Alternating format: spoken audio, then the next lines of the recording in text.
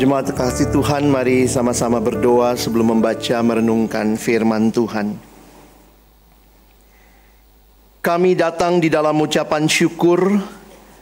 Di hari perhentian yang Kau berikan, kami boleh datang memuji memuliakan nama-Mu. Dan tiba waktunya bagi kami untuk membuka firman-Mu ya Tuhan. Kami mohon biarlah waktu kami membuka firman-Mu, bukalah juga hati kami. Jadikanlah hati kami seperti tanah yang baik, supaya ketika benih firman-Mu ditaburkan, itu boleh sungguh-sungguh berakar, bertumbuh, dan juga berbuah nyata di dalam kehidupan kami. Berkati baik hamba-Mu yang menyampaikan, semua kami yang mendengar, Tuhan tolong, agar kiranya kami bukan hanya jadi pendengar-pendengar firman yang setia, tapi mampukan dengan kuasa pertolongan dari Roh-Mu yang kudus, kami dimampukan menjadi pelaku-pelaku firman-Mu di dalam kehidupan kami, di dalam keseharian kami. Bersabdalah ya Tuhan, kami umat-Mu sedia mendengarnya. Di dalam satu nama yang kudus dan berkuasa, nama Tuhan kami Yesus Kristus, Sang Firman yang hidup, kami menyerahkan pemberitaan firman-Mu. Amin. Shalom. Selamat pagi Bapak Ibu Saudara yang dikasihi Tuhan. Bersyukur untuk kesempatan kita boleh ibadah bersama di hari Minggu pagi ini. Dan tema yang diberikan untuk sama-sama kita pikirkan hari ini tema yang sangat menantang ya. Jadi buat saya yang menyiapkan, buat Bapak Ibu nanti juga, dan kiranya Tuhan berbicara sesuatu kepada kita masing-masing di dalam tema yang penting ini. Mungkin ada yang tanya, bahasa apa itu ya? Spiritualitas keugaharian. Nah, ini yang sama-sama nanti kita akan pelajari. Firman Tuhan yang akan mendasari perenungan kita. Saya ajak kita melihat dalam Filipi pasal yang keempat. Kita akan melihat dari ayat yang ke-11 sampai 13 supaya kita mendapat sedikit konteks dari ayat-ayat ini. Filipi 4 ayat 13, 11 sampai 13. Mari kita membaca bergantian. Yang pria membaca ayat 11, yang perempuan membaca ayat 12, lalu kita semua kembali membaca ayat yang ke-13. Baik, kita akan mulai dari yang pria lebih dulu. 1, 2, ya. Kukatakan ini bukanlah karena kekurangan, sebab aku telah belajar mencukupkan diri dalam segala keadaan.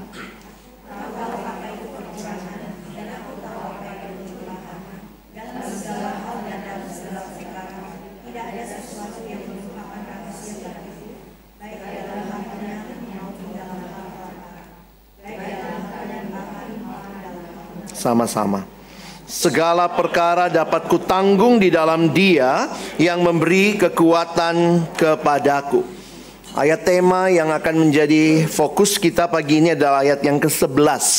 Khususnya kata yang hanya muncul satu kali di dalam perjanjian baru, yaitu kata mencukupkan. Bapak Ibu Saudara yang dikasihi Tuhan, waktu bicara apa itu spiritualitas keugaharian, maka ini kira-kira wawasannya ya. Mungkin tidak terlalu terlihat jelas. Sederhana, keluguan, bersahaja, itu kata-kata yang sinonim atau mencakup makna keugaharian. Memang ini cukup sulit diterjemahkan karena banyak makna yang terkandung di dalamnya. Kalau saya perhatikan bahasa Inggris mungkin menggunakan kata yang disebut contentment. Ya, kecukupan, kepuasan. Nah, mari kita lihat sebentar dalam Kamus Besar Bahasa Indonesia KBBI. Jadi ini bahasa Indonesia ya Bapak Ibu sekalian ya. Ugahari atau keugaharian itu didefinisikan sebagai kesederhanaan dan kesahajaan.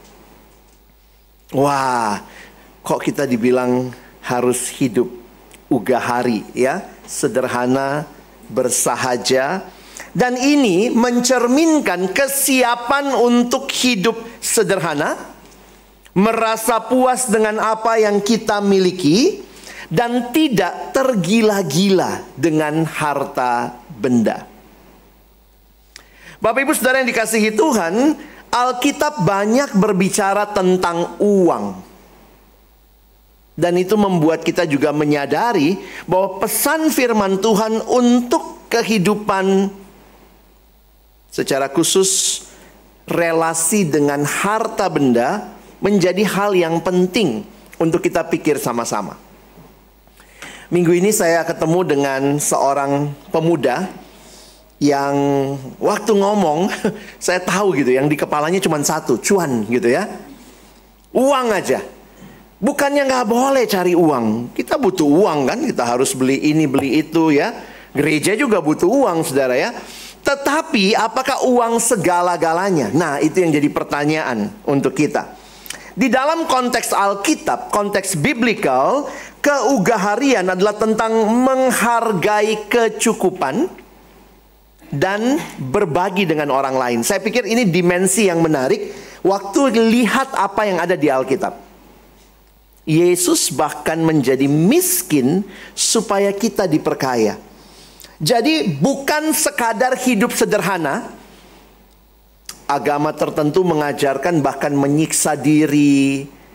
Kalau di India itu ada tidur di atas paku, nggak usah pakai baju yang bagus. Tapi itu bagi saya bukan spiritualitas Kristen. Kita hidup sederhana bukan supaya kita terlihat dipandang orang, hebat ya dia ya. Tetapi fokusnya bukan ke diri kita, tetapi kepada Allah dan kepada sesama. Jadi jangan bicara hidup sederhana supaya akhirnya kita dipuji orang gitu ya. Dia orang kaya loh, tapi lihat bajunya sederhana banget ya. Terus dalam hati, lo lihat gue kan. Nah itu bukan begitu. Tidak ada bagian di Alkitab juga yang sebenarnya melarang kita punya kekayaan. Dalam arti ketika engkau dan saya dipercayakan harta, ingat, fokusnya bukan melulu tentang diri kita, tetapi tentang kerajaan Allah dan sesama. Sehingga Bapak Ibu Saudara, waktu kita melihat apa yang Paulus katakan, perhatikan pasal 4 Filipi tadi ayat 11. Kukatakan ini bukanlah karena kekurangan. Apa sebenarnya yang menjadi konteks ayat ini? Di dalam ayat ini Paulus mengungkapkan kepuasannya dalam segala keadaan karena ia telah belajar untuk merasa cukup. Sebenarnya surat Filipi ditulis Paulus ketika jemaat Filipi juga ini merupakan surat balasan mengucapkan terima kasih karena jemaat Filipi mendukung Paulus pelayanannya secara finansial. Dibawa oleh seorang bernama Epafroditus yang membawa surat ini. Lalu kemudian Paulus menulis kembali, dan inilah surat Filipi. Paulus berterima kasih untuk apa yang menjadi dukungan dari jemaat Filipi. Tetapi di dalam bagian ini juga Paulus mau mengatakan kepada mereka bahwa kepuasan yang sejati dia dapatkan bukan hanya karena masalah dikirimin uang saudara, tetapi karena dia telah merasa cukup di dalam pengenalannya akan Kristus. Dan kalau membaca seluruh kitab Filipi, saya kok makin yakin ya bahwa Paulus tidak melulu bicara uang. Tetapi bahkan ini surat ditulis dari dalam penjara. Paulus lagi ada di penjara di Roma sebagai tahanan rumah. Akhir Kisah Rasul mencatat kurang lebih 2 tahun Paulus ada di penjara di Roma sebagai tawanan rumah. Tetapi yang menarik adalah Paulus justru menggunakan ungkapan 16 kali kata sukacita atau bersukacitalah di dalam surat yang hanya 4 pasal ini. Ditulis dari dalam penjara, cuma 4 pasal, isinya apa? Sukacita. Kalau Bapak Ibu tidak tahu konteks ini, bahwa Paulus lagi di penjara, kita pikir ini waktu kita baca, wih Paulus lagi seneng-seneng, saudara ya. Tapi ini juga menjadi satu bukti bahwa keugaharian bicara sesuatu di dalam ketimbang di luar. Apa yang Paulus alami dengan Tuhan, dia sadar dia memiliki Tuhan dan itu cukup bagi dia, sehingga hal-hal yang terjadi di luarnya tidak mempengaruhi dia. Penjara cuma satu situasi, tetapi dia tenang dan bisa bersukacita di dalam Tuhan. Ini sukacita sejati. Bukan sukacita karena semuanya tercukupi secara finansial, secara emosional, secara fisikal, tetapi dia mengalami kepuasan di dalam Tuhan. Paulus menunjukkan bagaimana keugaharian membantunya dalam pelayanan dan dalam hubungannya dengan Tuhan. Di Alkitab kalau kita lihat banyak contoh ya, khususnya nabi-nabi. Mereka hidupnya itu digambarkan sebagai hidup yang sederhana. Contohnya ini ya, Yohanes Pembaptis. Dikatakan Yohanes memakai jubah bulu unta dan ikat pinggang kulit, dan makanannya belalang dan madu hutan. Jadi ini gambaran yang diberikan menunjukkan juga kesederhanaan. Dan yang pasti teladan kita Yesus ya. Menarik Yesus ini ya. Dia raja di atas segala raja, pencipta segalanya. Tapi kalau kita tanya, Yesus punya properti apa? Lahir, pinjem, palungan, kandang. Mati, pinjem kubur, begitu ya. Wah, terus kita bilang, saya mau seperti Yesus. Oh, jangan Pak. Saya udah pesen, kuburan juga udah ada gitu ya. Udah ada kapling begitu. Ini bukan berarti kita meniru di dalam hal semua yang Yesus lakukan kita lakukan sebagaimana yang ada konteksnya pada masa itu. Bukan demikian. Tetapi bagaimana kita melihat sikap yang tepat di dalam konteks kehidupan yang tepat. Nah, nanti saya akan kasih beberapa perenungan untuk kita pahami ini. Jadi saya ingin mengajak Bapak Ibu Saudara pada pagi hari ini melihat bahwa keugaharian ini membantu kita untuk fokus pada apa yang benar-benar penting. Dan memungkinkan kita untuk hidup dan melayani Tuhan dengan lebih efektif. Banyak orang tidak punya tujuan dalam hidup. Tidak punya fokus yang jelas. Sehingga ketika dia mendapatkan harta benda, contohnya, dia pakai untuk apa yang dia mau, bukan apa yang Tuhan mau. Tuhan memberikan berkat, tetapi ingat itu berkat dari Tuhan yang harusnya saudara dan saya pakai sesuai kehendak Tuhan, bukan sesuai dengan kehendak kita. Banyak gereja mengajarkan perpuluhan. Saya nggak mau masuk ke dalam perdebatan perpuluhan, persepuluhan yang kita lihat banyak di media sosial ya. Tapi memang pertanyaannya begini, kalau sudah kasih 1/10, pertanyaannya 9/10-nya punya siapa? Sebenarnya persepuluhan, seluruh uang kita punya Tuhan, seluruh harta kita punya Tuhan. Kalau sudah kasih 1/10, jangan pikir 9/10-nya punya saya. Suka-suka saya dong mau pakai apa. Itu pun harus kita minta, Tuhan tolong saya dengan hikmat bisa menggunakan ini untuk apa. Hati-hati saudara merasa sudah bayar perpuluhan, kasih persepuluhan, sudah beres. Sementara 9/10-nya kita pakai foya-foya, kita pakai main judi, kita pakai main perempuan, main laki-laki begitu ya. Kita pakai untuk minum-minum, kita pakai narkoba. Oh ini uang saya, yang penting gue udah kasih sama gereja. That is not what God wants for us. Inilah kemudian kita harus fokus melihat bahwa ada yang penting dalam hidup kita. Ketika orang main judi akhirnya nggak bayar uang sekolah anak, ya berarti dia nggak tahu fokus kan ya. Uangnya ada, bukannya nggak ada. Ada uangnya. Saya punya teman juga seperti itu. Main investasi, semua duit dia resign dari kantor di usia 30-an akhir, lalu kemudian tanam saham gitu. Wah, ini katanya cepat berkembang uangnya. Main falas juga begitu ya. Habis saudara. Dan waktu habis ya bukan berarti itu salah ya, dalam arti maksudnya tidak semua orang yang investasi dengan baik salah, tidak. Tapi poin saya adalah dia lupa bahwa ada kebutuhan sehari-hari yang dia tidak penuhi. Sehingga waktu itu untuk beli susu anak pun sulit. Jadi fokusnya adalah kepada dapat uang lebih banyak, dapat uang lebih banyak. Sementara yang ada, dia taruh semua ke sana, dia lupa ada bagian-bagian yang harus dia penuhi. Jadi ini jadi menarik untuk kita bicara kecukupan. Karena apa? Jujur aja kita ngomong, berapa gaji yang cukup? Saya tanya mahasiswa kemarin ini ya, berapa gaji yang cukup? 1 juta cukup? Ya ampun kok, itu kiriman papa mama tiap bulan, itu uang jajan harian bahkan ya. 10 juta cukup nggak? Mahasiswa kemarin ngomong gaji yang cukup berapa? Saya bilang coba 30 kok. Wih, 30 juta, lu kerja apa nanti? Rampok kali lu. Lucu ya, untuk kemiskinan kita ada standar. Menurut PBB, di bawah $2 per hari, $2 USD itu orang yang dikategorikan miskin. Tapi untuk kaya ada standarnya. Ini kaya banget nih, udah jangan lebih dari situ. Tapi orang yang punya $2 bisa merasa kaya. Bukan karena dia punya uang, tetapi seperti Paulus dari dalam penjara bisa begitu bersuka cita. Apa rahasianya? Karena Kristus di hatinya. Fokus hidupnya bukan pada apa yang dia miliki. Fokus hidupnya bukan pada berkat Tuhan, tetapi kepada Tuhan sang pemberi berkat.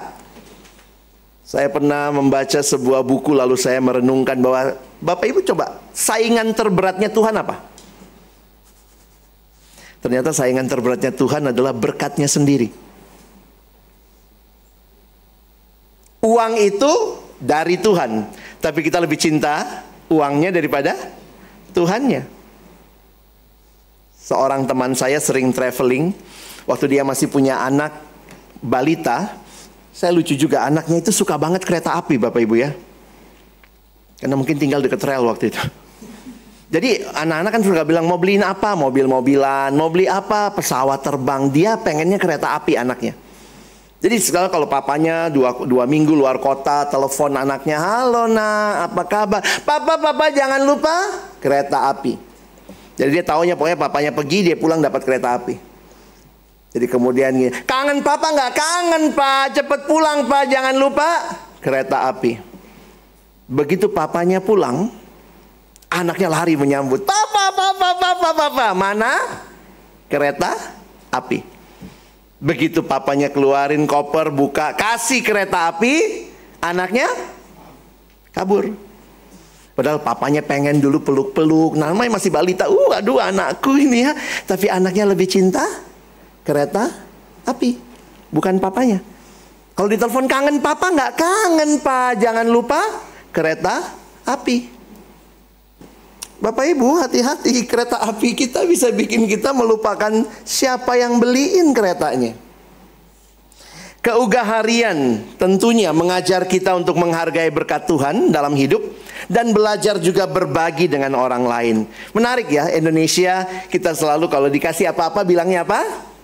Terima kasih. Harusnya gitu kan? Habis terima kasih. Jangan terima nimbun gitu ya. Belajar tuh, terima kasih. Bahasa Indonesia katanya paling gampang Bapak Ibu menjelaskan kasih. Apa itu kasih? Kasih ya kasih. Love is giving. Love is not taking. Love is giving. Kasih itu memberi, bukan ngambil. Kasih ya kasih. Love is giving, love is not taking. If love is taking, that is not love, that is rampoking. Oh banyak kita tukang rampok. Ke gereja juga gitu. Gue dapat apa dari gereja? Gue dapat apa? Apalagi yang gue dapat? Apalagi yang gue dapat? Tahun ini apa souvenir Natalnya? Apalagi? Cari terus. Kita banyak seperti perampok. Kenapa cari Tuhan? Mau ngerampok supaya diberkati pak. Besok nih tanda tangan bisnis pak, makanya minggunya ke gereja. Kenapa? Oh biar ngerampok Tuhan. Saudara, kita tidak sungguh-sungguh cinta Tuhannya, kita cinta berkat-berkatnya. Dan itulah realita hidup manusia yang sudah jatuh di dalam dosa. Dan apalagi ditambah dengan kondisi di sekitar kita.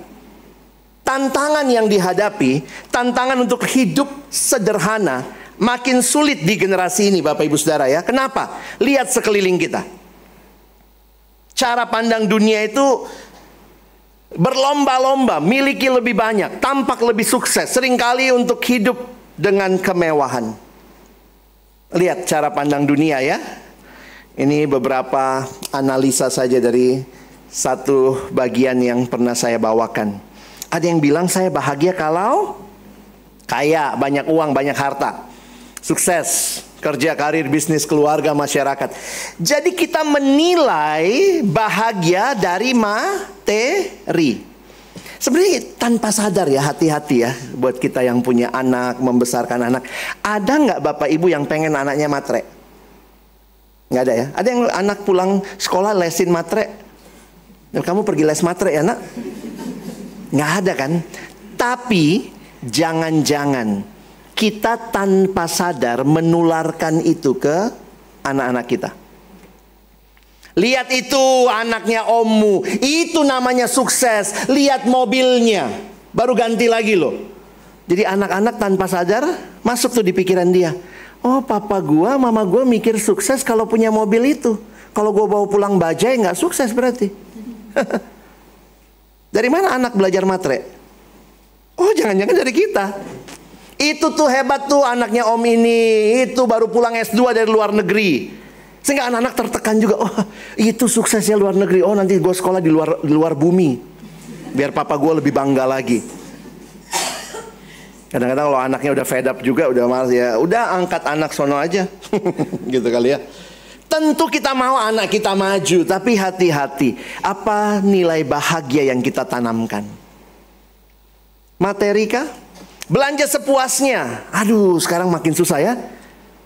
Kalau Tuhan dia hanya sejauh doa, tapi e-commerce dia hanya sejauh klik. Klik gitu ya. Lihat apa, nggak tahu itu penting apa enggak, langsung tekan keranjang kuning. Habis sudah. Nah, ada lagi yang hedonis. Saya lihat status-status yang kerja, apalagi yang masih muda-muda baru kerja ya. Kalau Sabtu, kalau Jumat itu ya, thanks God it's Friday. Wis, terus kemudian muncul kalimat work hard, play hard. Kayak gini, I deserve it, gua kerja, gua mesti bahagia gitu ya. Tapi begitu Senin, I hate Monday. Ya elah. Saudara, ada dua sistem kalender di dunia. Nanti cek HP ya. Ada kalender yang bulanannya hari Minggu pertama. Minggu, Senin, Selasa, Rabu, Kamis. Ada yang mulai dengan Senin, Selasa, Rabu, Kamis, Jumat, Sabtu, Minggu. Bapak Ibu HP-nya yang mana? Apa yang mulainya? Sebenarnya Tuhan kasih prinsip ya. Kita itu Kristen tidak kerja supaya libur. Enggak. Kita libur supaya bisa kerja. Makanya minggunya harus pertama. Sorry, ini masalah cara pandang ya. Manusia dicipta hari keberapa? Ke-6. Hari ke-7-nya ngapain? Istirahat. Terus kenapa kita jadi kayak dunia ya? Kerja supaya bisa istirahat.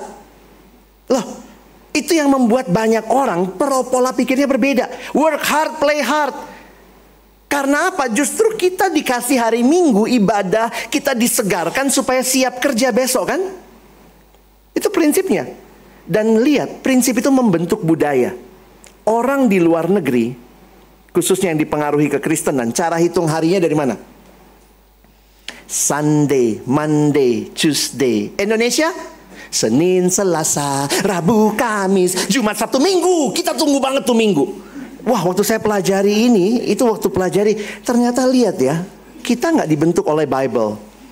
Our culture lebih mungkin another religion's culture.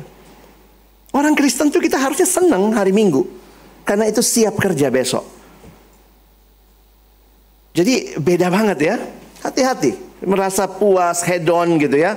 Saya bahagia kalau apa? Kalau saya nikah dengan orang yang saya kasihi, happily ever after. Jadi individualis sebenarnya. Kenapa Tuhan ciptakan keluarga?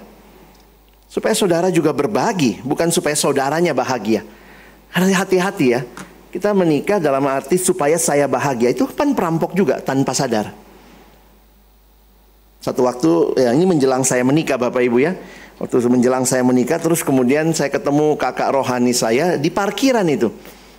2 minggu menjelang saya menikah, dia bilang, Alex gimana? Udah siap pernikahan? Udah bang. Boleh nggak saya kasih nasihat pernikahan? Hah? Di parkiran? Ya udah silakan ya. Itu dia bilang, Alex ingat, Menikah bukan untuk bahagia. Ya abang, undangan udah di jalan. Dia bilang bahagia itu karena di dalam Tuhan, bukan karena menikah. Benar. Oh gitu ya bang. Kalau kau di dalam Tuhan, calonmu di dalam Tuhan, kalian menikah di dalam Tuhan, itu bahagia. Bahagia bukan karena menikah, tapi karena di dalam Tuhan. Karena itu, tidak menikah bisa bahagia nggak? Belum menikah bisa bahagia nggak? Bisa, asal di dalam Tuhan. Makanya saya bilang sama guru sekolah minggu, kalau yang bikin bahagia itu menikah, dari sekolah minggu saya suruh anak-anak itu menikah supaya bahagia. Kawin kau deh, dah kawin, merit. Tapi yang bikin bahagia itu di dalam Tuhan. Karena itu dari sekolah minggu, terima Yesus, percaya Yesus Tuhan dan Juru Selamat, beritakan itu. Jangan kita ganti kebahagiaan dengan kalau menikah. Nah ini, maaf ya, opa, oma kadang-kadang gitu ya, suruh bilang kawinlah supaya bahagia. Habis kawin dipukul suami. Siap anaknya digituin. Apalagi gitu ya, kawinlah siapa aja lah. Siapa aja? Nggak boleh begitu. Ya, jadi ugahari itu juga kaitan sama merasa puas. Kalaupun Tuhan belum kasih pasangan, ya sudah, itu bagian yang kita nikmati. Hidup itu banyakan singlenya kadang-kadang, maaf ya. Jadi sebenarnya gini, kita tuh harus siap hidup single. Pertama, single sebelum menikah, kan masih single. Atau single setelah menikah, karena pasangan kita pergi duluan. Kita harus siap single. Dan kepuasannya apa? Begitu pasangannya meninggal misalnya ya, aduh saya udah gak ada lagi harapan hidup. Lah, ada Tuhan Yesus. Untuk opa oma yang mungkin pasangannya sudah gak ada, engkau dikasihi Tuhan. Jadi kalau saya dapat ini, dapat itu, dapat yang diidam-idamkan. Dan menariknya, dunia kasih itu semua ya. Lihat reklame, iklan, wah begitu rupa.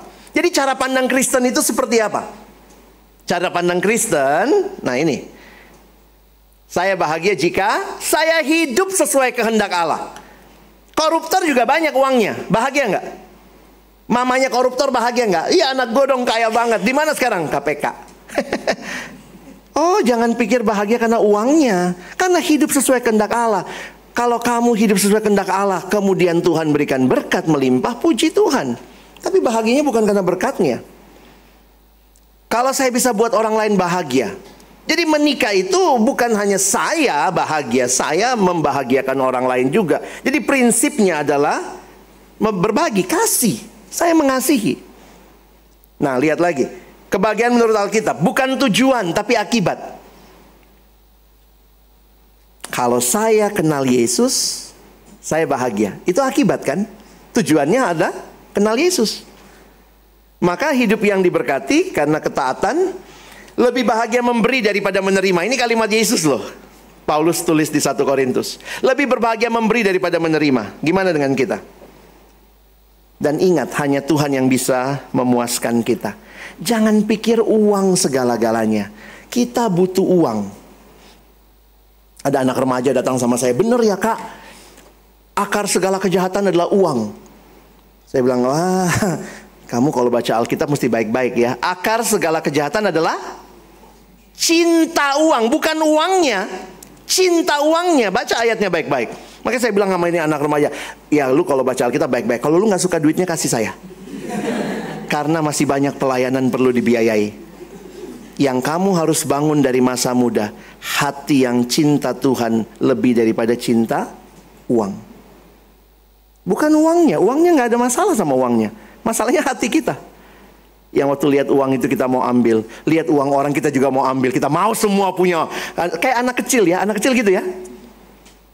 Makanya kita kalau anak kita main sama orang lain kita agak takut ya, karena semua mainan orang diambil itu. Punya saya gitu ya. Tapi kadang-kadang kita juga gitu, udah gede juga gitu ya. Makan es krim gitu ya. Cuy gitu ya. Kita gitu. Karena kita membiasakan diri supaya kitalah fokusnya.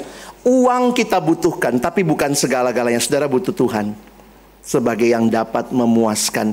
Keugaharian tidak pernah terlepas dari hidup di dalam Tuhan. Sementara meskipun miskin, kalau tidak ada Tuhan juga sedih juga. Jangan pikir ini mengajarkan hidup miskin, bukan. hidup yang punya Tuhan sebagai pusat dan gaya hidupnya mengikuti kemudian. Ini kalimat yang pernah saya dapat ya. Money can buy a bed but it cannot buy sleep. Benar juga. Uang bisa beli kasur yang paling empuk bagaikan tidur di atas awan.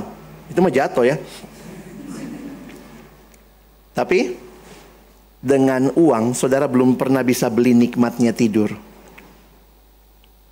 Orang beli kasur mahal banget sekian puluh juta. Begitu dia mau tidur mesti minum obat tidur. Waduh, sedih amat hidupnya. Sementara pemulung di pinggir jalan geletak koran, ini bawa dia cepet banget tidurnya. Ada hal yang uang gak bisa beli. Dengan uang kita bisa beli obat, tapi kita belum pernah bisa beli kesehatan. Gak ada pergi ke apotek ya, kesehatan 2 ons dong. Gak ada. Dengan uang kita tidak bisa membeli semua hal. Kita butuh uang ya. Sekali lagi kita butuh uang. Tapi ingat, love the gift. Love the giver more than just the gift. Cintai Tuhan. Dengan uang saudara bisa sewa, minta satpam jaga rumah saudara. Tapi dengan uang saudara belum pernah bisa beli keamanan. Jadi itu semua dari mana? Ya dari Tuhan. Tadi dalam doa juga ya kita diingatkan. Belajar untuk membedakan mana keinginan, mana kebutuhan. Ini generasi yang makin sulit membedakan mana keinginan, mana kebutuhan. iPhone 15, keinginan apa kebutuhan? Sorry saya sebut merek ya. Lebih jujur anak siswa ya. Itu keinginan apa kebutuhan? Karena kadang-kadang yang mau tuh anaknya ya. Papa mamanya sih ya handphone asal bisa bunyi aja. Tapi anak tuh maunya yang paling baru ya. Keinginan apa kebutuhan? Keinginan yang dibutuhkan kok. Wah, remaja tuh lebih jujur Bapak Ibu ya. Hati-hati ya, kita makin sulit tuh bedain. Dan lihat iklan itu bikin yang kita nggak pengen, nggak kita butuh, jadi butuh. Makanya tadi bener ya, hati-hati beli barang tuh. Barang kalaupun mahal, kalau butuh, beli. Tapi sebaliknya, barang meskipun murah, kalau nggak butuh, nggak usah beli. Ini lagi promo terus mau beli, nggak butuh sih. Terus saya kalimatnya nanti butuh mungkin lain waktu. Budak promo. Hati-hati saudara ya, karena itu gampang banget. Kita nggak butuh. Saya kadang sama istri saya juga gitu ya, tahu-tahu ada paket datang kan. Sekarang kita banyak ya, pengunjung rumah kita siapa sekarang? Paket ya? Paket. Terus dia teriak nama kita, satu gang tahu nama kita. Terus kemudian kalau saya istri saya gitu, itu beli apa? Ini. Kenapa beli itu lucu? Hah? Beli barang karena lucu bukan karena butuh. Maaf ya yang ibu-ibu, yang perempuan-perempuan beli barang karena lucu. Terus habis dibeli ketawa. Gila saudara. Ya tentu ya, yang bapak-bapak juga begitu ya. Kadang nggak butuh banget beli stick golf baru. Ada bapak-bapak yang gila sepatu, nggak bisa lihat sepatu, punya, bagus sepatu beli gitu. Yang kemarin bahkan belum dipakai. Jadi kita harus ingat ya, setiap kita punya jebakan Batman-nya masing-masing. Baik, ini saran terakhir, praktis untuk hidup sederhana ya. Ini dari beberapa buku saya rangkum. Jadi kalau Bapak Ibu bilang, aduh Pak Pendeta susah banget itu, salahin bukunya. Karena saya juga bergumul. Ini nasihatnya ngeri Bapak Ibu ya. Ya, pertama, belilah barang-barang yang tujuannya untuk digunakan, bukan untuk prestis. Karena kadang-kadang kita nggak beli barangnya, kita beli mereknya. Ya, tanpa sadar ya. Saya pernah waktu masih remaja juga lihat ada di gang dekat kampus. Dekat kampus itu kadang-kadang barang murah ya. Tiba-tiba saya lihat dari jauh tulisan Reebok 25.000. Kaget saya, hah Reebok 25.000. Begitu saya deketin E-nya 1, Reebok. Ya ntar lagi robek. Tapi mau beli nggak ya? Kita anak remaja juga ya. Elah, ntar kita ngebasket sama teman kita. Sepatu lu apa? Reebok. Malu ya, tapi itulah realitanya. Ternyata banyak kali tanpa sadar yang kita beli itu merek. Tolak segala hal yang mendatangkan kecanduan, keterikatan. Nah, ini buat yang remaja juga ya. Salah satu ugah harimu mungkin adalah batasin gamemu, batasin drakormu. Jangan drakor satu malam panjang terus nonton sampai mimpinya juga drakor. Boleh nggak nonton? Boleh, tapi jangan sampai kecanduan. Apa ciri-ciri kecanduan? Kalau engkau sudah tidak bisa bedakan mana tugas utamamu, mana yang sambilan. Mahasiswa tugas utamanya belajar, nonton drakor sambilan. Mahasiswa tugas utamanya belajar, main game sambilan. Tapi kalau kamu sudah main game utama, belajar sambilan, nah kecanduan tuh. Itu kira-kira pola prinsip kerjanya. Yang kerja juga gitu, karena banyak yang kerja juga suka main game, saya lihat. Banyak ibu-ibu juga suka drakor ya. Kalau nggak drakor itu apa? Sinetron ya. Ada yang ikatan love ya, ikatan cinta ya. Sampai udah mati Andinnya juga masih jalan tuh film ya. Bingung saya. Bangunlah kebiasaan memberi barang-barang kepada orang lain. Pada dasarnya kita ini pengumpul sampah. Kalau kita mengoleksi barang-barang yang kurang bermanfaat, jangan punya banyak barang. Aduh, ini saya juga bergumul gitu ya. Dulu saya sama istri punya kebiasaan, kalau ada satu baju nambah, harus ada satu baju keluar. Karena apa? Jangan sampai kita nambah lemari baju. Lemari baju kalau nambah, berarti bajunya banyak banget kan? Masalahnya kita mau pakai sekali 10 baju, nggak bisa juga. Ada baju yang bahkan kita nggak pernah pakai. Nah itu yang saya juga ingatkan ya. Kalau saya dapat kadang-kadang dikasih, ini Pak ada baju bagus gitu ya. Kemarin saya dapat 2 kaos gitu dari jemaat, ada yang ngasih, ini Pak kaos 2. Saya udah mulai mikir, apa kaos lain yang harus saya keluarkan dari lemari saya?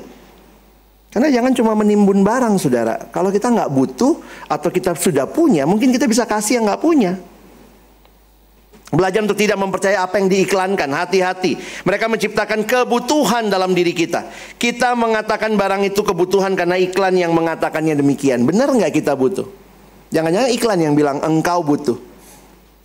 Belajar untuk menikmati barang tanpa harus memiliki. Misalnya membeli rumah dekat pantai, ya. Banyak pemilik rumah pantai yang terlalu sibuk sehingga tidak bisa menikmati. Unik juga ya. Kalau ditanya gitu, sekarang paling enak jadi apa? Maaf ya, saya nggak merendahkan, tapi ada yang bilang paling enak jadi ART, asisten rumah tangga, yang biasa kita bilang pembantu. Kalau datang ke rumah, tuan mana? Kerja. Nyonya mana? Kerja. Anaknya mana? Kuliah. Yang menikmati di rumah? Pembantu. Ya, Netflix-an ya. Wes itu. Terus uang banyak, beli rumah lagi kan? Siapa yang nikmati? Pembantu. Tuan mana kerja? Nyonya mana kerja? Beli villa 1 di puncak. Datang setahun sekali. Siapa yang nikmati? Tukang rumput sama istrinya biasanya kan? Tukang kebunnya gitu ya. Saya bukan mengatakan nggak boleh, tapi pertanyaannya begini, kalau Bapak Ibu punya itu untuk apa? Nambah list pajak? Atau bahkan kita bilang silahkan bisa dipakai untuk kemuliaan Tuhan. Oh beda dong. Silahkan punya banyak harta, Tuhan nggak pernah larang, tapi mau dipakai untuk apa? Kalau memang itu bagian kita ya. Hati-hati dengan propaganda beli sekarang bayar kemudian. Saya sudah lihat jemaat yang hancur hidupnya karena pinjol. Ini makin banyak. Hati-hati. Dibantuin waktu itu, gimana ini? Pinjem lagi, karena itu jadi habit. Dan makin banyak. Utangnya sih pinjol itu kecil-kecil ya. Tapi waktu kita total loh, kok segini? Iya Pak, saya pakai 15 pinjol. Pantas. Ngeri loh. Kenapa? Saya butuh itu. Bener butuh? Enggak sih Pak, pengen. Kenapa beli? Enggak butuh. Bunganya gila banget saudara. Hati-hati ya. Dunia ini terlalu banyak pilihan. Jangan habiskan waktu untuk memilih. Fokus sama apa yang kita butuhkan. Bapak Ibu lihat nggak penataan supermarket? Saya waktu sadar penataan supermarket itu, barang kebutuhan pokok di mana? Beras, telur, di belakang. Jadi kalau kita di supermarket menjelang ke belakang, kita melewati 15 jenis coklat, 17 jenis chips. Yang kadang-kadang waktu kita sampai di belakang udah penuh keranjang belanjaan, padahal mau beli beras. Fokus mesti jelas ya. Jadi penutup saya ini, spiritualitas keugaharian mengajarkan kita untuk hidup dengan rendah hati, merasa puas dengan rahmat Tuhan, dan selalu siap berbagi dengan orang lain. Apakah ini juga akan menjadi gaya hidup kita yang mengatakan Yesus itu cukup bagi kita. Sehingga kalau kita diberkati dengan kelimpahan, mari kita berbagi juga dengan sesama kita. Selalu saya ingatkan diri saya, aduh kalau kantong saya lagi tebal, pasti ada orang yang kantongnya lagi tipis. Maka bagian saya bukan mempertebal kantong saja, tapi lihat kebutuhan sekitar kita. Amin. Mari berdoa. Tuhan, kami hidup hanya satu kali, dan biarlah hidup kami yang satu kali ini, kami boleh hidup seperti Kristus.